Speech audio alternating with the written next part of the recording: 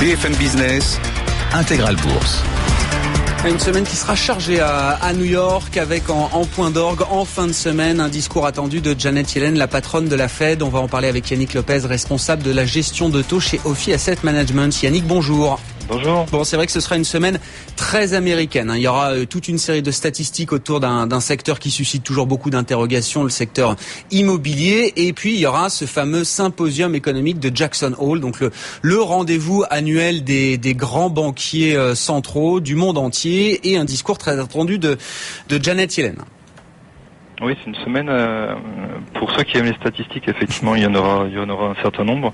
Il n'y a pas qu'aux États-Unis. D'ailleurs, on en aura quelques-unes intéressantes en Europe avec les PMI jeudi, mais effectivement, aux États-Unis, on va être servi sur le front du marché de l'immobilier. Ça commence d'ailleurs tout à l'heure à 16h avec la confiance des constructeurs. Il y en aura un petit peu plus tard dans la semaine. Il y aura aussi l'inflation demain aux États-Unis. On sait que c'est une statistique qui fait beaucoup réagir les marchés, et notamment les marchés obligataires. Et effectivement, en toute fin de semaine, s'ouvrira le séminaire à Jackson Hole, donc dans le Kansas, qui depuis le début de la crise financière, donc depuis 2008, a parfois donné lieu à des annonces ou des pré-annonces de changement de cap dans la politique monétaire. Donc c'est en ce sens que ce séminaire, qui par le passé était moins suivi par les marchés, effectivement revêt un intérêt chaque année de plus en plus important, et a fortiori cette année très important puisque c'est le premier de Madame Yellen, et l'année dernière Monsieur Bernanke avait décliné l'invitation, ne s'était pas présenté. Donc effectivement, je crois qu'elle est prévu qu'elle parle vendredi après-midi, normalement, ouais. Un discours qui sera consacré au marché du travail, au marché de l'emploi. Enfin, on est en plein dans la problématique américaine, pour ceux qui se posent la question de savoir quand est-ce que la Fed va commencer à remonter ses taux. Ah oui, le sujet effectivement est très ciblé et particulièrement d'actualité, puisque le thème de ce séminaire, c'est réévaluer les dynamiques du marché du travail. Donc c'est un thème qui est archi central, qui ouvre beaucoup de débats, qui fait beaucoup couler d'encre en ce moment. Pourquoi ? Parce qu'en fait, vous avez la mesure habituelle du marché de l'emploi, qui est le taux de chômage, qui aux États-Unis a perdu maintenant environ 4 points depuis son plus haut de 2009. Il est passé de 10% à 6%, 6,2 exactement au dernier relevé du mois d'août. Donc de ce côté-là, on se dit que le marché de l'emploi est vraiment presque guéri, on va dire, de la crise que l'économie américaine vient de traverser, et on n'est plus très très loin de ce fameux point d'équilibre avancé par la Fed elle-même autour de 5,5%, donc de plein emploi ou de quasi plein emploi. Donc on est vraiment de ce côté-là plutôt bien avancé sur la recovery. Mais de l'autre côté, et c'est le débat qui anime la Fed et nombreux économistes, c'est que selon d'autres mesures, il semblerait que le marché de l'emploi ait encore beaucoup de relâchement, on va dire. De mou, comme on dit. Ouais, c'est ça, le slack. Les fameux slack, voilà, qui est le mot qu'on a tous appris maintenant en anglais. Ça veut dire quoi ? Parce qu'il y a beaucoup de jobs à temps partiel. C'est la qualité de l'emploi qui fait dire à Janet Yellen qu'il y a encore beaucoup de relâchement et de mou dans cette économie américaine et ce marché du travail. Oui, c'est ça. La première chose que tout le monde a lu et observé et qui fait couler beaucoup d'encre, c'est le fameux taux de participation.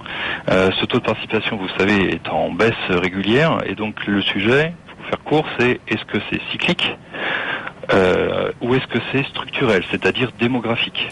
Voilà, les deux camps ont leurs arguments. Ça semble pencher pour davantage structurel et démographique, mais certains avancent aussi un facteur cyclique. Donc ça, c'est le premier élément. Mais après, effectivement, vous avez d'autres mesures, comme par exemple, il faut savoir qu'aujourd'hui, vous avez environ 5% de la population active qui est employée à temps partiel pour des raisons économiques. C'est-à-dire que ces gens-là aimeraient travailler plus, mais on leur offre pas cette possibilité. Alors qu'avant la crise, donc en 2006-2007, c'était à moins de 3%. Vous avez 2% de la population active qui aimerait bien bosser plus. Vous avez une autre mesure aussi, c'est le chômage de longue durée. Il faut savoir que vous avez un peu plus de 2% de la population active qui est au chômage depuis plus de 4 mois, depuis 27 semaines exactement selon la mesure du BLS, alors que en 2006-2007 on était à moins de 1%, donc vous en avez 2 fois plus.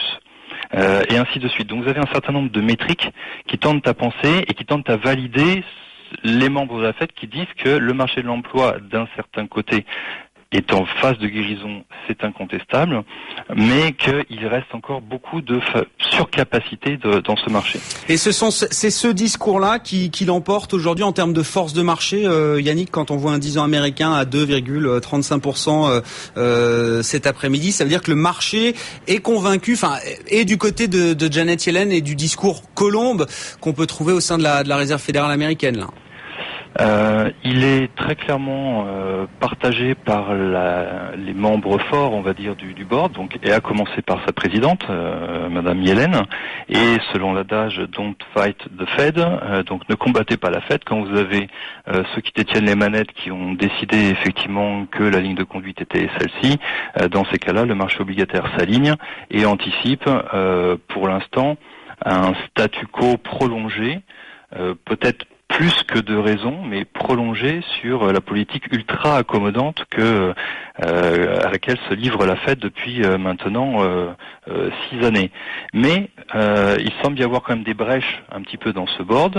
Je vous rappelle que lors de la dernière réunion qui s'est tenue le 30 et 31 juillet, un des membres votants, Monsieur Plosser, qui est directeur de la Fed de Philadelphie, a été un dissident. Estimant que la Fed aurait intérêt à remonter ses taux plus tôt, plus vite que prévu, parce que l'économie américaine va mieux. On sait qu'il y a d'autres membres, on va dire peut-être moins influents, mais malgré tout votants, comme Monsieur Fisher, qui est également, comme on dit, un faucon, hawkish, qui est un petit peu sur la même ligne de conduite. Donc il semblerait qu'il y ait un petit peu de brèche. Et c'est en ce sens que le prochain comité qui aura lieu le 16 et 17 septembre va être extrêmement important, puisqu'on peut-être anticiper un début de tournure un petit peu plus hawkish dans les communiqués de la Fed. Bon, c'est d'abord dans le discours effectivement que cette politique monétaire américaine va s'infléchir. Merci beaucoup Yannick Lopez, responsable de la gestion de taux chez Ophi Asset Management.